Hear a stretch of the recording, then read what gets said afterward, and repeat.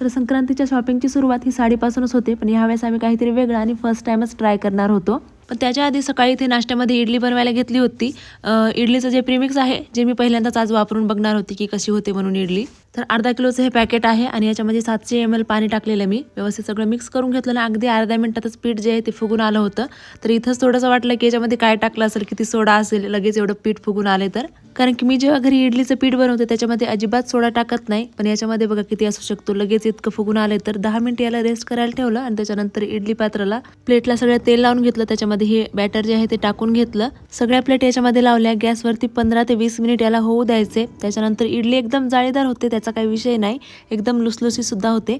आणि अर्धा किलोच्या ह्या पॅकेटमध्ये 30 इडल्या ज्या आहेत ते बनवून तयार झाल्या, ज्या कोणाला पुरल्या पण नाही आणि उरल्या पण नाही असं झालं होतं.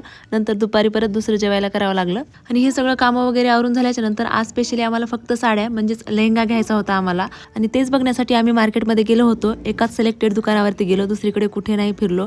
कारण की अगोदरच जास्त फिरायचं म्हणलं की राजवी पण सोबत असते, ती राहत नाही जास्त. अगोदर आमचं ठरलं होतं की साऊथ इंडियन पॅटर्नमध्ये बघायचं, ते काय आम्हाला आवडलं नाही इथं. त्याच्यानंतर काही वर्कचे बघितले, परत आणखीन वेगवेगळ्या व्हरायटीज त्यांनी दाखवल्या, जे की अशा लुकमध्ये काही होते आणि ब्लाऊज लवकर स्टिच करून होणार नाही, म्हणून आम्ही थोडंसं घाईमध्ये पटकन घ्यायला गेलो. बाकी या संक्रांतीच्या हळदी कुंकवाला तुम्ही काय प्लॅन केलाय कमेंटमध्ये नक्की कळवा. भेटूयात आता नेक्स्ट व्हिडिओमध्ये. तोपर्यंत बाय.